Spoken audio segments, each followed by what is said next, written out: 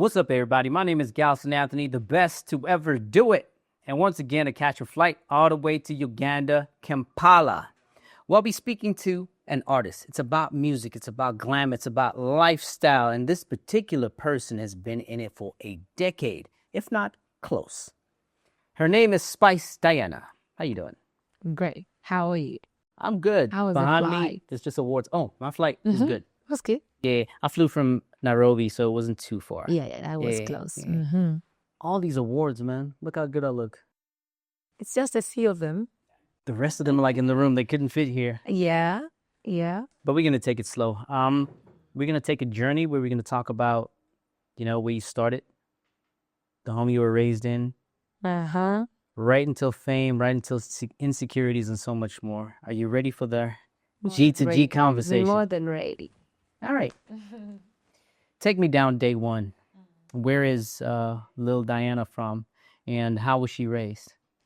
Well, I was raised in different towns around Uganda, Kampala, but I was born around what is it called? Of course, you don't know the place, but maybe But you also don't know the place. I know, but it's called Pelere. Pelere is along Gayaza Road. Actually, yeah. I know of Gayaza Road. Gayaza Road. So Pelere is just somewhere there. That's where I was born and raised up to maybe 2 years. My mom moved because there was, family issues. They separated my dad, my real dad. We moved to the village, my mom's village in Chiboga. I was there for another maybe 2-3 years. Then went to my mom got married again. I moved to Kabalagala. Kabalagala is say that name again. Kabalagala. Kabalagala. Kabalagala is just not far from where we are. It's just nearby. So I was there. That's where I actually went to school from my primary 3. I went to school in the village for 2 years, but that was passing time. My mom came to Kampala to work as a maid, as she left me with my little sister. Yeah, because you're the eldest of 3 children, right? We 4, but now we were 2 then. Gotcha. So we stayed with our grandmother. So she came, worked as a maid for 2 years. She came back for us, got married again. We came to Kabalagala, stayed there. We actually met a very amazing man, our stepdad, who loved us, and he actually gave me the Hajara name. Yeah, because I wasn't born a Muslim, but he gave me the Hajara name because that's a Muslim name. He was a Muslim man. So I kept the Namukwaya because Namukwaya is like same clan like him. In Uganda, we have clans. I don't know if you have that. Yeah, in South Africa, certain groups have clans. So yeah, he was from the same clan. So we didn't change because he really wanted us to feel like he's real kids. So we kept our names, clan names, and he gave us the Muslim names. And he raised us up to when I was maybe around 12 years. So from Kabalagala, we had to shift again to Nasana because that was another, story. Separated again with my mom. So now we were just left, me, my... And how old are you when they separated? 12 years. 12 years. Yeah. 12, 13. So we left our stepdad, just went with our mom, with my other 3 siblings. We started a new life, just the, 5 of us. And now it was time for me to be a dad because it was just us. My mom was a young mother. She gave birth to me when she was 14 years old. So we were like sisters. So we need to sit down and plan for the family, So it was a hard time. So from Nasana, went to the slums of Nankulawe to afford a life, like the 5 of us with no father figure in our lives. We need to live a life we could afford. And those are the places I've been to growing up. And from there, I went to Salama Road. Right. Where? So before we get there, let's take it a couple steps back because you said, the second marriage, he loved you guys, and then there was a separation or breakup. Yeah. Did you feel like abandonment issues considering the very first time, It was the hardest part of my life because we got into a life of, because as we growing up, we didn't have a father. Like I left my real dad with my mom when I was like around 2 years, 2 years, 3 years. So I never felt a father in my life. raised? So now I got a father. So we got used to him up to when I was around 12 years. So being a good father to us, it was really hard leaving us behind. He didn't let us know. He just woke up and we didn't see him again. We never That saw was him that. again. That was it. And you mentioned that, you had to be a father, considering that your mother is just 14 years older than you are. Why did you take the father role as opposed to a mother role? Because I was a bit energetic and then my mom was weaker. Now she started getting weaker emotionally because as a young mother, she had never worked like really hard because she was a housewife. And she was like spoiled by my stepdad and she never really worked that hard. And then now it was time to face reality and work. And guess what? I reached a point where I had to teach my mom, like, you know what? I was her rock. I'm like, Mom, come on, let's do it. We have 3 kids. We had one that was like months old. Our last born was months old, still breastfeeding. And she was like, broken. She didn't know what to do next with 4 kids. So I had to take on the father role because she was weak, and then we had to start working together. You fast forward and you get into high school. How did you get past all that? Because considering, it's back into, let's put it like this, poverty.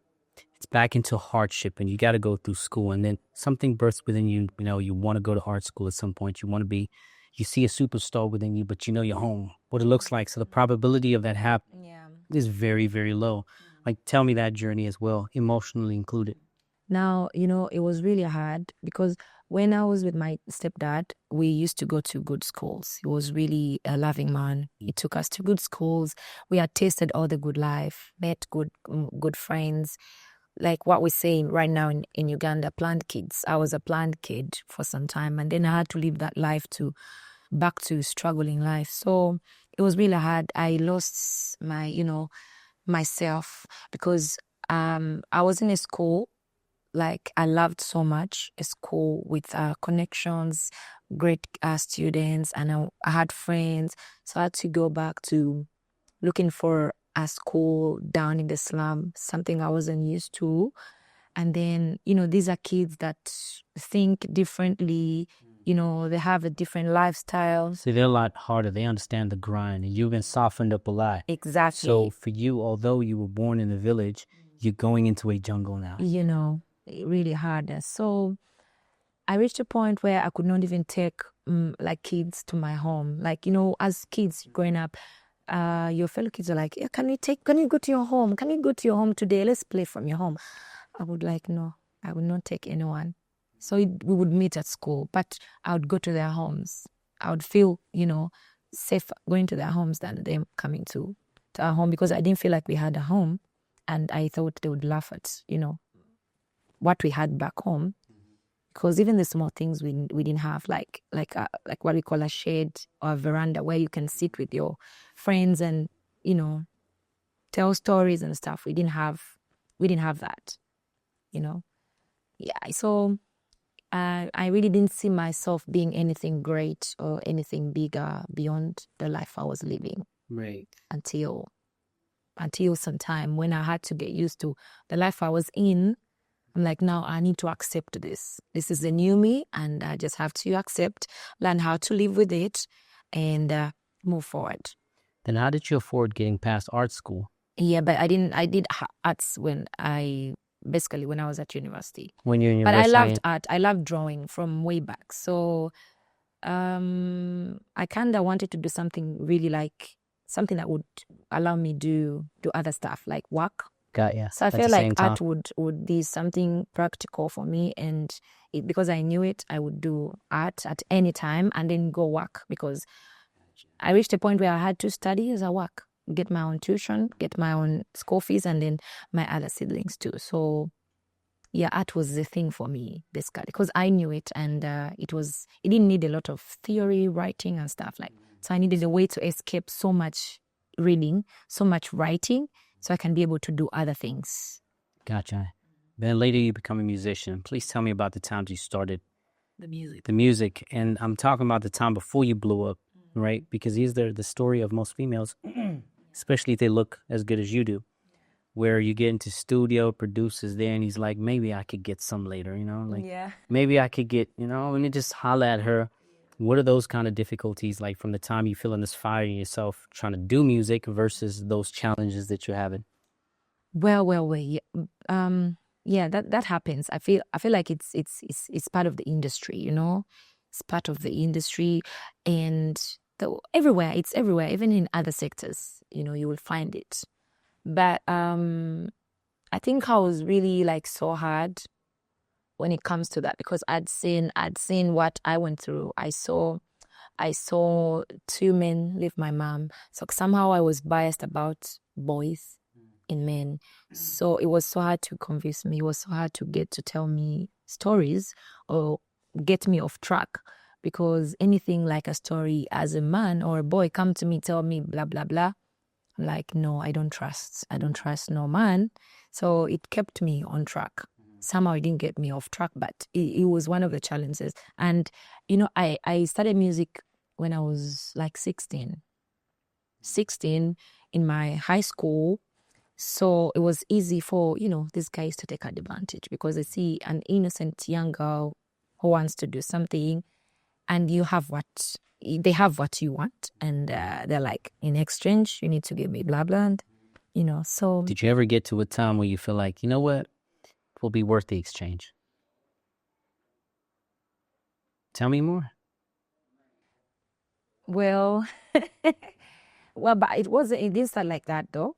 But there was someone that was like really pushing me hard, and he was a producer, like a music producer. But we met, I wasn't doing music before, so we met somehow, but we met in studio, but I was doing covers, I was doing like backup singing, like backup recordings, so that's how we met. And I wasn't really into doing music commercially, but he really pushed me. So when he pushed me, it wasn't so much like an exchange, but we kind of got into a relationship from a friendship, like someone who wished me well, and that's how it got. I didn't feel like I was being used or I exchanged something for my, but we started way back. I wasn't really into music, and he really pushed me.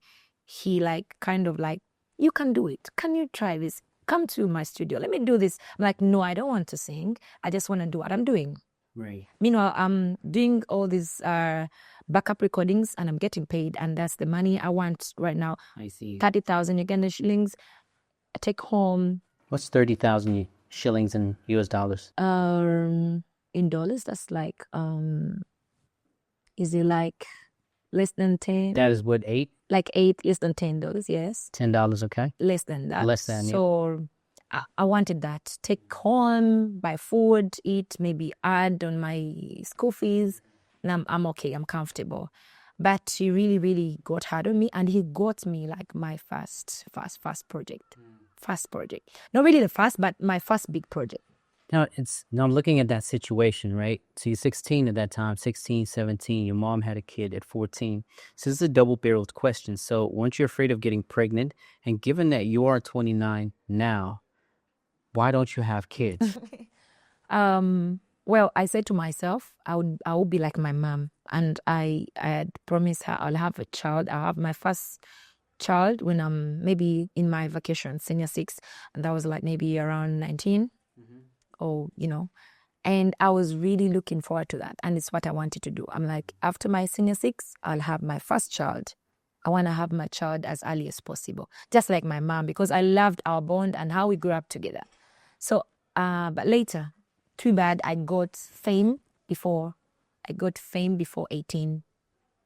So, and then when I got fame, it kind of like I was occupied with so much. No time to be making kids. No time now. Yeah. And the boyfriend I had then, because I thought we would marry each other for after school, we talked about having children and stuff like that. I'm like, please chill. Things have changed now. I'm chasing my dream. Now the dream is alive. Yeah, my dream is here. God has made it for me like I wished, please. And then he's like, no, you can't do music, blah, blah. I'm like, you either go with me, do music, or step back. Do what you want to do, and I will just move forward.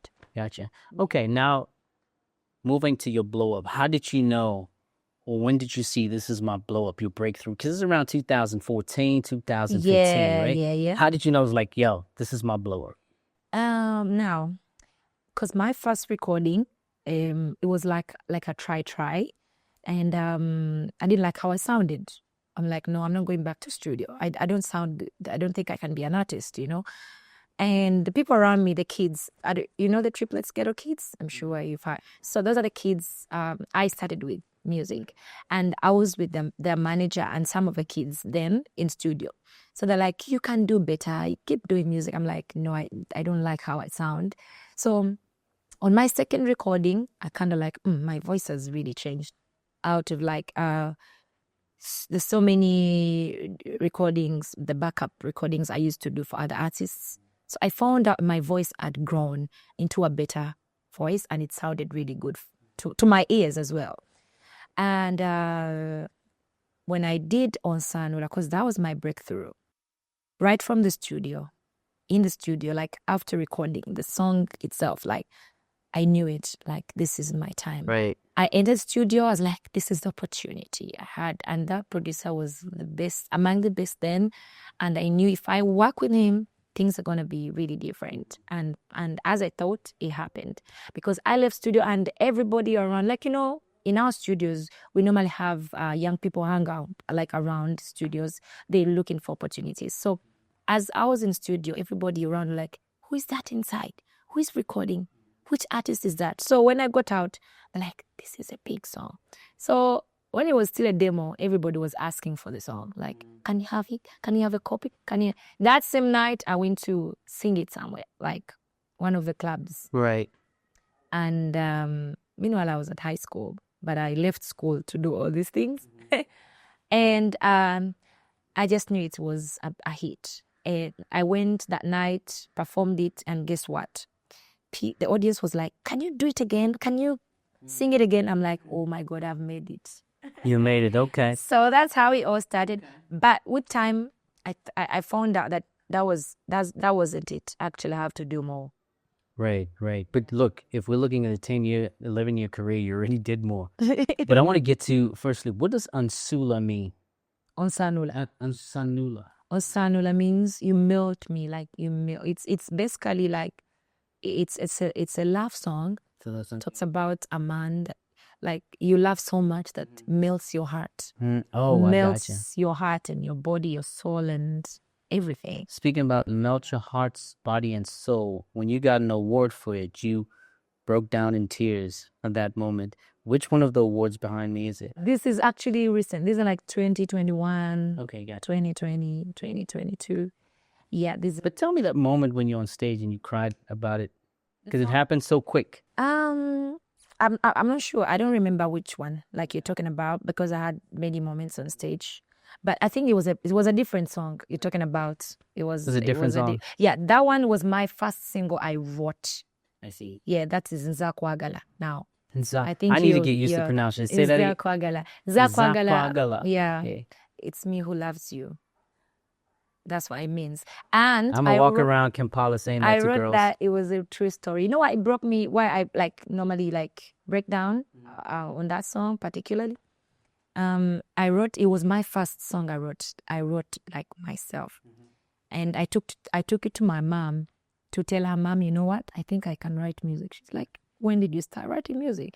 I'm like, yes, I found that in me. I can write music. She's like, okay, sing for me. How does it go? So I sing it. She cried.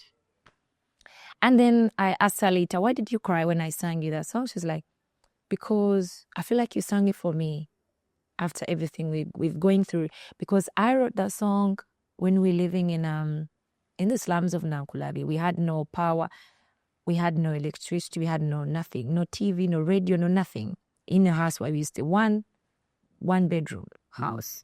No nothing, And This is one bedroom for 5 people. For 5 people. We sleep on one mattress. And so the time, whatever we're going through, I think this song was touching. It touched my mom, and she was just breaking into tears. She's like, this song talks about us because it's deep. It's a love song, but it's deep. So she thought I was dedicating it to her, but I was dedicating it to my boyfriend then. But I didn't tell her that it was actually... Because you get into trouble. So, but it was about my boyfriend I had then. And because I won't say it was my first love, but it was like my, the guy that really takes your virginity. So somehow you feel like you're attached to them. Right. Stupidity, like that. I've never been a girl, so I'm like... Now, take it from me. That time you feel like you're attached to this person. You feel like that's all you know. That's the only person you know. So that was me then, Gotcha. Yeah, like I felt like, but I found him cheating, red-handed. And the stupid me went back and apologized. Wait, so he cheated and you went to apologize? And wrote a song. And I wrote a song. I need to find musicians in Uganda. So I went to sing for him a song, like... And he didn't even care. He didn't really... Really? Yeah. He didn't really care. Yeah. But at least somehow that moment and everything pushed me into writing, because that was the first song I wrote ever in your life. But writing got you into trouble once upon a time. 2017, you wrote a song, and I cannot pronounce the name of the song.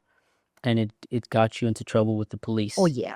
And you're a 21-year-old girl and you getting manhandled. Let me just say it as it is, beaten by the police because you're complaining about their conduct. Yeah. What is the name of that song? How do you pronounce it? Because it's a long word. Antikali. So why did you sing about it? And tell me about that experience of getting beat.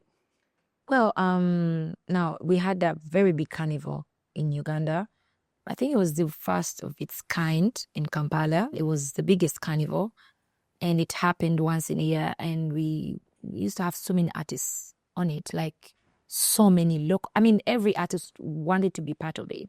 So I was among the few booked artists. And normally we had different stages within the carnival. So you could be booked like 5 different stages. So you perform on one stage, you go to another within the carnival, you go to the other, but they're paid differently. So there were always like different gangs, like different groups of people. They come and, do different stuff, young people.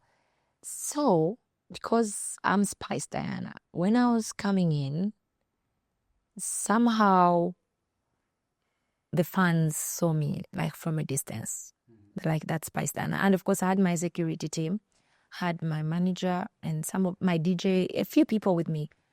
And before I got to the entrance, I had like a whole crowd behind me. Many guys like following me and screaming my name. So we're trying to run so we can get there faster. So we get in so we don't get, in connection with these guys because it could cause a lot. And basically that's what happened. So as we're trying to run, the police saw us from a distance. So I think they thought it is a group of, it's a gang, like these guys want to come in and enter by force. Right. But guess what? I was an innocent artist that was trying to run from the audience, from the fans, so I can try to get in as fast as I could. Possibly. Yeah. So these guys didn't even ask. As they came, they're like, what are you guys doing? Who are these guys? They started hitting everybody. So the police figured that you're a young female, and you deserve to be beat up.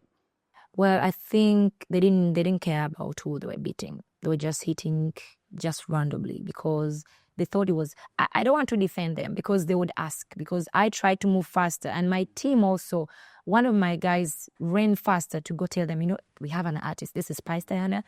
The audience is trying to follow her, blah, blah, but can you please let us in? And then normally how our security guys do it. They want to ask more. You need to answer like go in details. They're like, we don't have time to go into details, but this is spice. Because you gotta go onto stage. You gotta keep your frame of mind Exactly. in place. And then we need to run away from the fans because as we move closer to you guys, they also getting closer. And they didn't listen. They didn't listen. They were just hitting everyone. And people were just running up and down, trying to run for their lives. I was just left there, helpless, nobody. In fact, even my security team ran away. And then where did they injure you, or how did they injure you? Because I was among the one they hit. Like, they hit me from the back.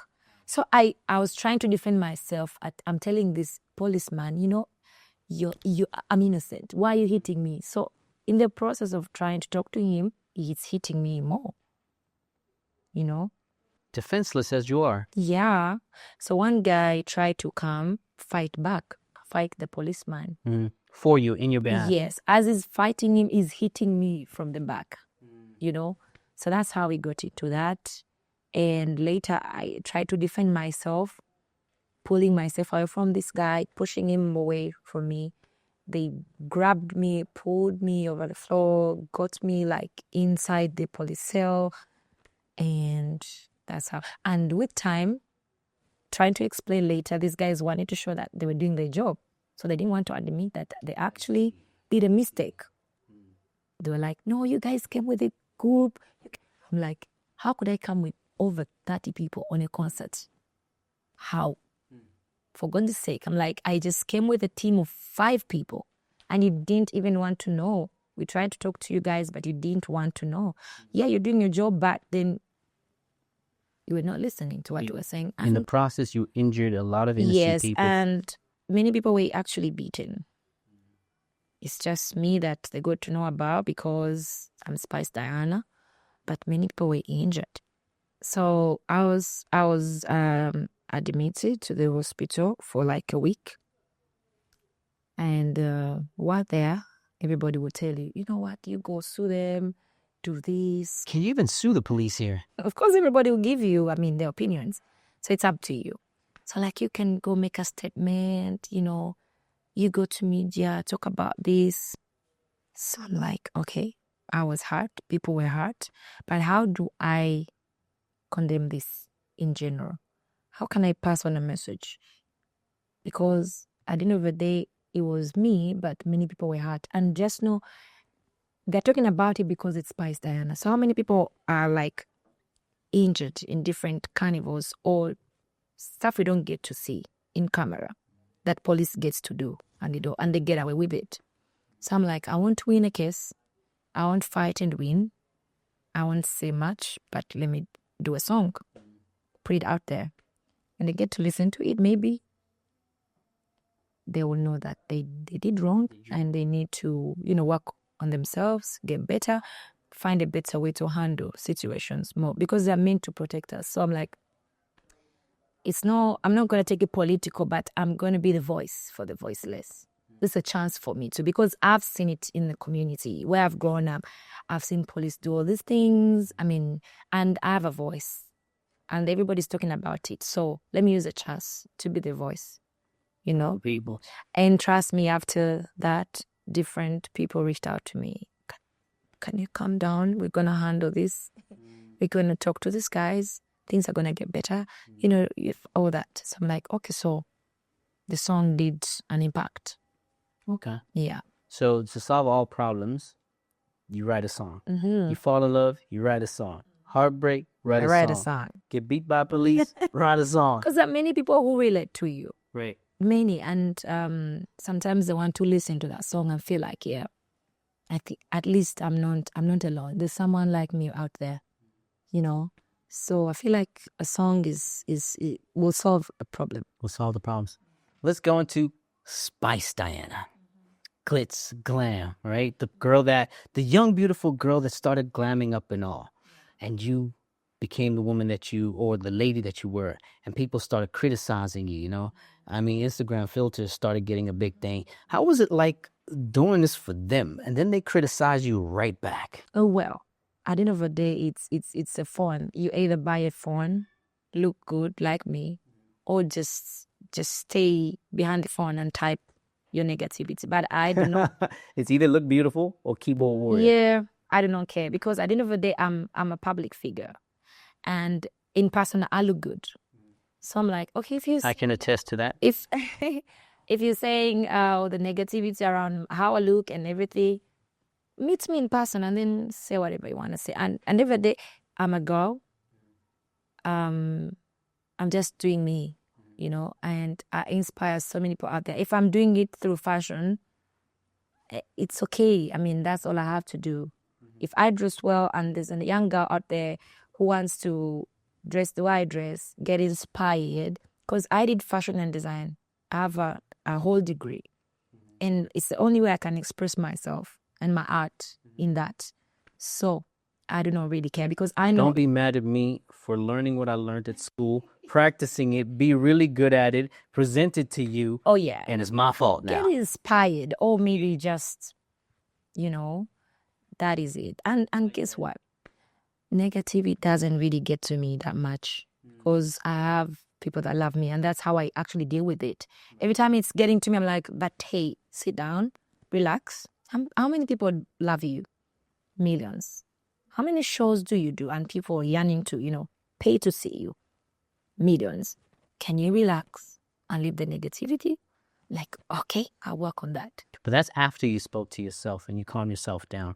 But there must have been moments where you saw a tweet or you saw an action in the street that really knocked you like, this one I didn't sleep for a couple of days. What was it? I used to actually reply to so many. But then I've learned to accept, like, for example, like the body shaming online and all that. What did they say that hit you with the body shaming? It doesn't really hit me as that much because I know myself and that is it. And it's not going to change. That's who I am.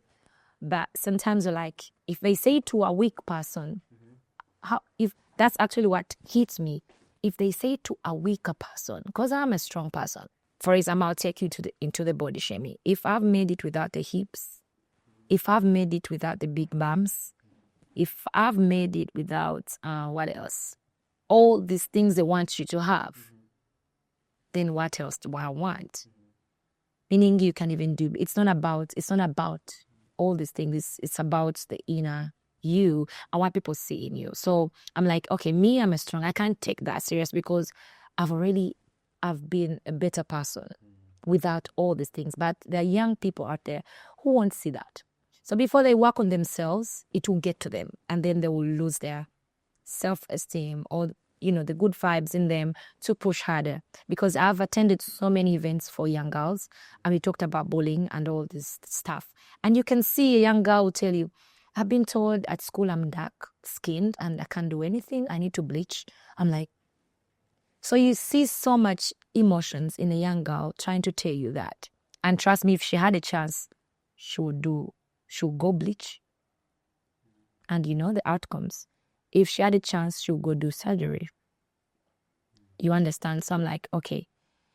So that's what gets to me. But because it doesn't really hurt me as a person. But there's this world that I'm still trying to comprehend, right? So I understand the beauty standards, get the BBL, get the boobs, be perky, you name it, right?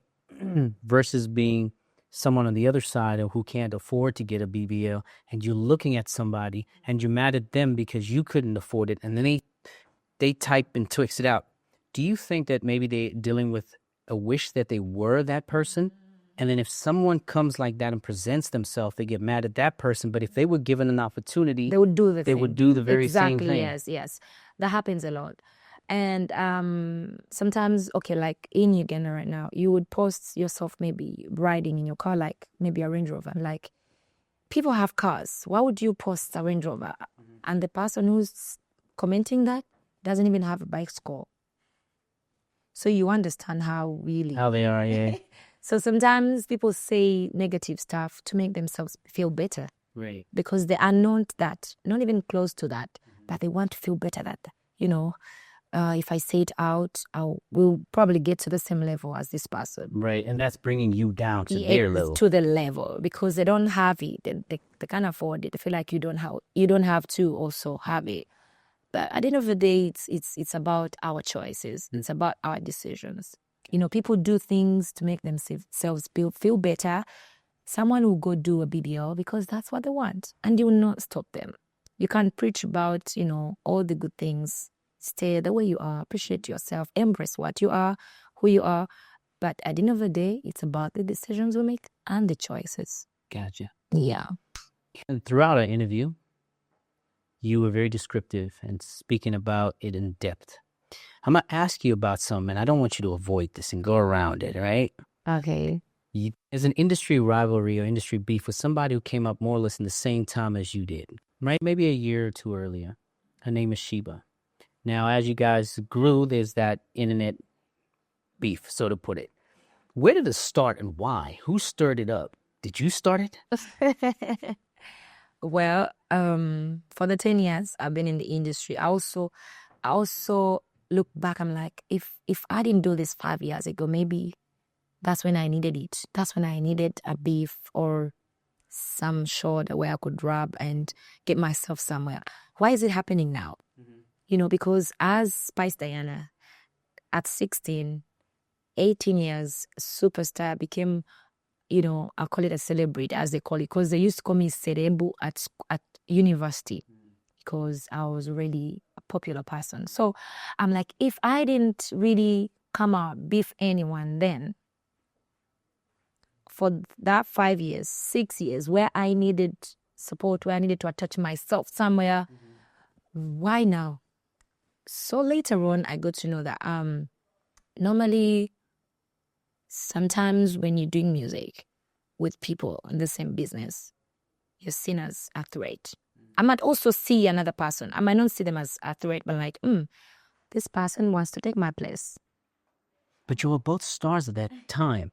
There was no place to be taken. It felt like, or it does feel like in an industry, especially amongst women, is that there must only be one queen. There can't be 2, 3, 4, 5 of y'all. Yeah, that's the mentality. So you know, you didn't answer how that beef was stirred up. Because I really don't know. I saw myself in the middle of something online. Actually, it's all social media because there's never been any physical something. We've met on many occasions physically, and it's been great stuff. Like some, you know, like, for example, we met on something about the industry that we're trying to do, put artists together, fight for copyright. We were on the same platform. We met on that. We've been on the same stage. And on that stage, it's been her concert, something that adds on her. She attended 2 of my events, something that adds on me. So we've never had that kind of, but I think it all started with the fans online. Oh, so it was the fans that started it. Yeah, I kind of saw that because every time I would open my Facebook, I saw a lot of attacks from the team. I'm like, okay, maybe that happens because we're in the same game, and sometimes our friends don't want to see someone, you know, close to you, someone trying to do what you do, someone, you know. So I'm like, okay, that's cool, because it's understandable in the same business. So, but it grew.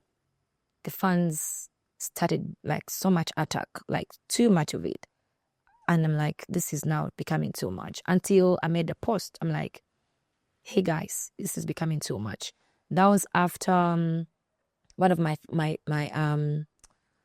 companies were attacked, like, because I endorse different companies, and I've done that over the years.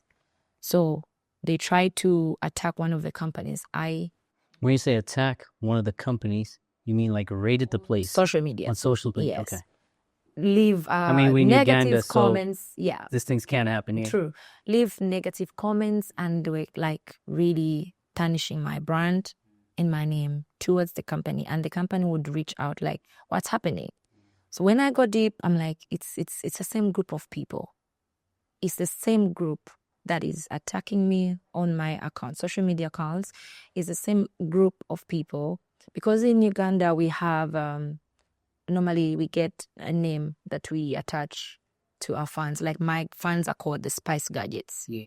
So I could see the same names on my social medias. It kind of got to me like, this is too much. if there's anything I've done wrong, could you guys please tell me? Because Present it, put it on the please, table. yeah, because I don't remember disrespecting your artist, because she has inspired me over the years. She came before me. I've looked up to her, appreciate her art and everything. I've never said anything bad about her.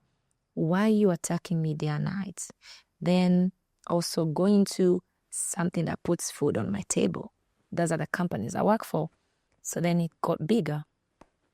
I kind of tried. See, you reasoned with them and it got worse. It got worse because they needed to show me that, hey, we're here for you. You don't have to say anything. And I feel like they're waiting for that moment when I say something. And that was the moment. All right? And that's all. That's how it all started. And then it kept on for a while. And then my fans also started, like, because we have official fans teams, the fan teams that we control. Right. And then I'll get to know maybe like 5 or 10 guys that are part of a team. And I'm like, guys, please do not go beyond this. Do not attack. Do not do that. Do not do this. But then it got out of the fans team now to everybody, to the people you don't even know. Some are defending. It got into the public. Some are giving their opinions. Then the comparison started. Stuff like that. I didn't like how it was all going, because I'm like, I'm keeping quiet. Oh, well, I made a statement. I don't know what she thinks. So later we met. We had to talk about it. Like, I don't know what's happening. Have I ever done anything wrong to you? This is you sitting down with her. Oh, yeah. I don't remember doing anything. I don't remember saying anything bad about you. We're in the same business, yeah. We sell the same, like you on the same like market. You sell tomatoes and onions, yeah. Same products. Same products. That is how it is. And I believe everybody has their fans. Yeah, I think somehow we have the same fans, but we have those loyal fans that are meant for me, and some are meant for her. But I'm like, I don't remember doing anything. So we kind of talked about it, and I felt like there was nothing at all. Like no bad vibes. I'm like, cool, I like that. I don't care what the fans are doing out there. Now it's about us. Now, that's what matters. As long as you have nothing on me, I got nothing on you. And then that's how we got into supporting each other again. We had a concert. I had a concert. She came. She had one. I went there. Then there was another social media, something that happened. So the fans really want y'all to have problems with each other. And now this looked like it was straight from the camp. Because there was a girl she actually didn't get a chance to perform on my concert, on my big concert, because she actually asked for an opportunity. I'm like, you know what? I'm not the producer of the show. You can talk to my management. If they say yes, you can work. We can go ahead. So the concert happens, and she didn't have an opportunity to perform. So after the concert was done, she went ahead and said all bad things about the concert, which was okay because everybody... All these things that she said that was bad and stuff. From the productions, from the dance choreography, from the performance, from the costumes, like she said something,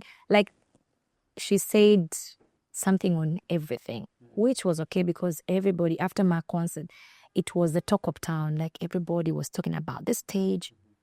Someone got something about the show to at least talk. So I was like, everybody's talking about the show. So if it's just her, why should I pinpoint at her? I'm like, you doing bad.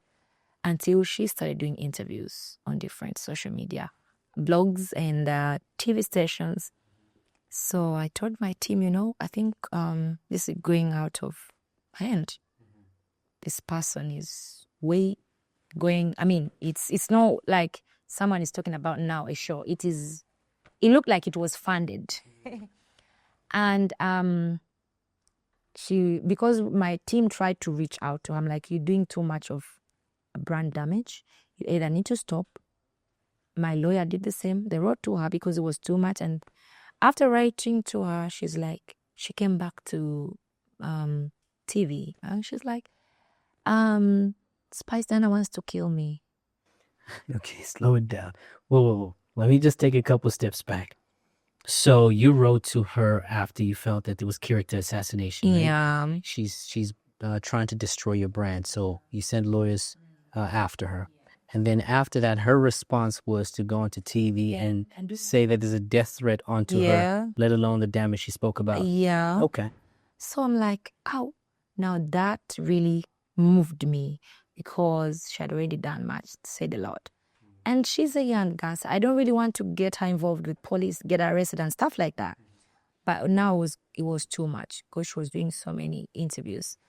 And when my team got into it, they wrote to police. Police started like investigations. They got her, called her to police. Can you come make a statement? Tell us what you know about this. Why are you talking ABCD about this artist? Like it's killing her brand, and the lawyers are saying ABCD. So on the day she came to police, then I think she and her team, the team that I got to know later that was behind her, they started writing, Spice Dan has arrested a dancer, blah, blah, blah. I'm like, have you arrested? No. Okay. But she even went to police to make a statement. I wasn't even there. Later, I was called, like, have a one-on-one. Why is it too much? And it was news all over. Like, I arrested her, blah, blah. I'm such a bad person. And Sheeba comes out to make a post immediately. Spice Diana, you're a bad person. How could you? I don't remember the statement, but it said so much about how I really did bad to arrest this girl. And after everything, I didn't have a right to arrest her and blah, blah. Like, okay, so who is writing this? Is it the person I know? The person that has my contact? The person who called me to our event, but she can't call me to ask about what really happened about this girl. A girl she wasn't like not so close to. Actually, I got to know the close after the whole incident because I'd never seen her together like that close. So after that statement, it hit me. I'm like, wow, I respected this lady. She would at least ask before painting a bad picture, like how bad I was to arrest someone. Meanwhile, I had not arrested anyone. Right.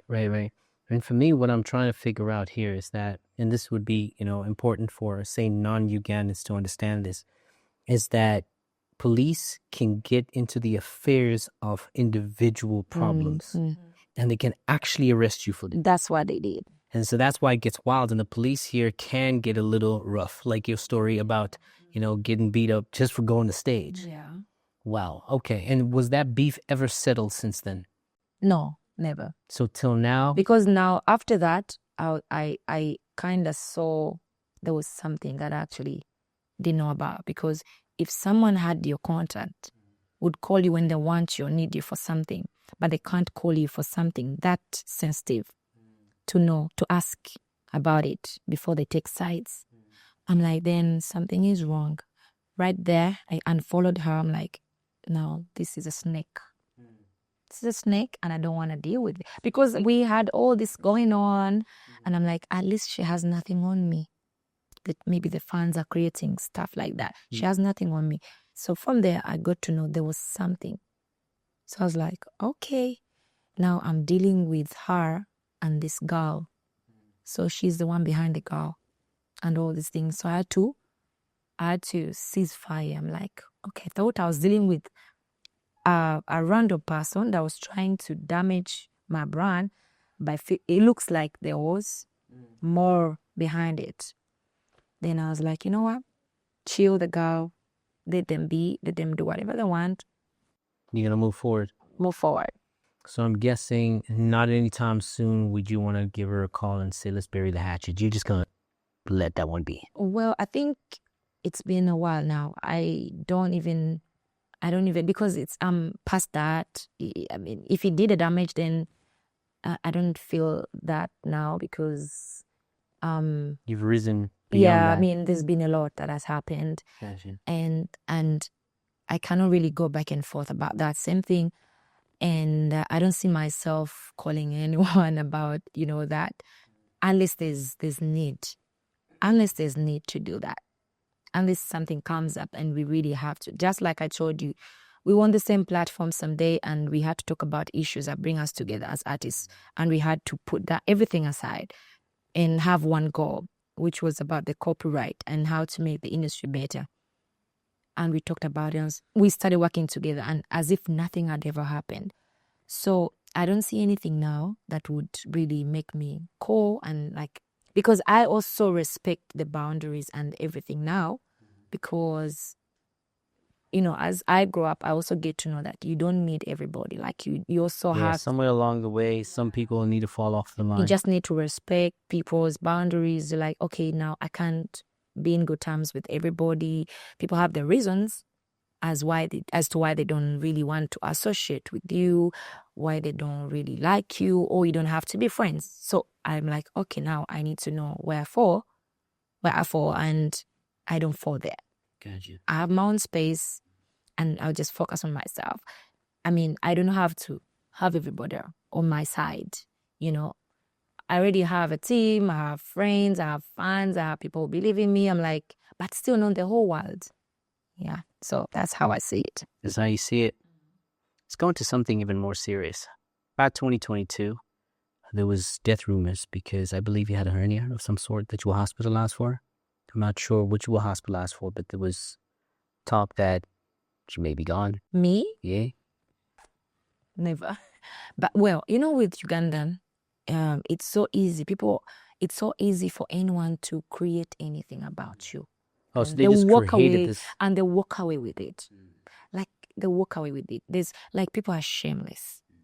Someone will wake up and be like, now I want likes, I want views, I want my social media account to be famous. What should I do? Rest in peace, Spice Diana. And they put your picture. And everybody will post, rest in peace. Oh my God, what happened to her? Comments will be like, maybe 10,000 and more. People will share. So someone will sit back home and relax, like, yes. So you were relaxed a bit. People busy thinking. I'm pretty sure like loved ones and family thought, hey, are you fine? Yeah, I almost called myself, and I'm like, Spice, are you okay? Because trust me, go to that. Because you believed that you were dead, that you had to call yourself. Exactly. I was like, that's what happens in Uganda. They'll put a room on you, and it will actually feel like it's real, So my mom sent me this picture. She's like, are you okay? She was calling me like many times, busy. And then I'm like, I'll get back to her. Let me finish up what I'm doing. Then she sent me that. I'm like, dead? Me? Dead? But I'm not even sick. So, but that's Uganda. And I've done that to so many people meanwhile.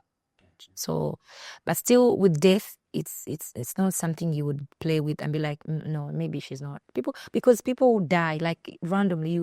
You'll be with someone here in an accident, someone dies, and they tell you the person you were with earlier on is dead. So that can happen. So that's why people still believe, and they will reach out to you to confirm if you're okay for sure. So, but social media in Uganda is really, really crazy.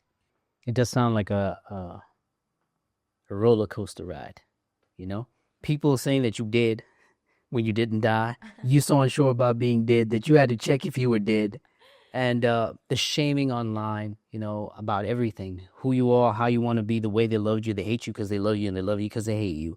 And all the things that you had to go through, from being young to abandonment issues to losing, your father's world, them walking away, and your stepfather too, and so much more. And still you walk this journey strong as a superstar.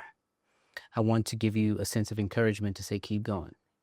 Still very beautiful, still very talented. Thank you. Still a long way to go. Definitely, yeah. I haven't walked not even a quarter. I haven't long. But guess what? I feel like the way I'm going, it's going to be softer.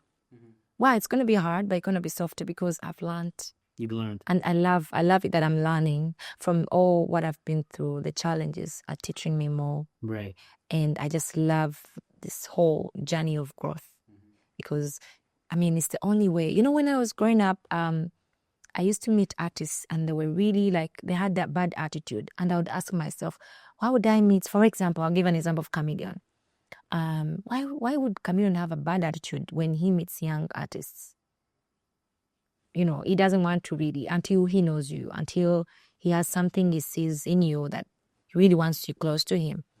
So later I got to know, I'm like, oh, wow, it's because of what they go through with people that really makes them So have, defense mechanism to protect yeah, you have yourself. filters, you have boundaries. Like I was this kind of person when I was actually, like my past 10 years, I've been an open book. I've been the only person you can get to anytime. You can reach out to for anything. As long as I can have it, as long as I can offer it to you, I would do that. Anything. I would not even give it to myself. But I've learned to put boundaries because of how I've been treated. I've been taken for granted. Because of the love. I used to preach one love. I loved working with artists. I believed in working together. I believed in collaborations. But even now, it's hard for me to do a collaboration with an artist because I have to think really deep. I'm like, I want to know you more before I work with you. Before you start the work. Yeah. And speaking about work and closing, you started a company called 9 Yards a couple of months ago, right? Tell me more about it. Well. It's one of the many I'm trying to actually work on. In my next years, I'm working on so many things, actually, and I can't wait to venture into that side of me, the entrepreneur side of me.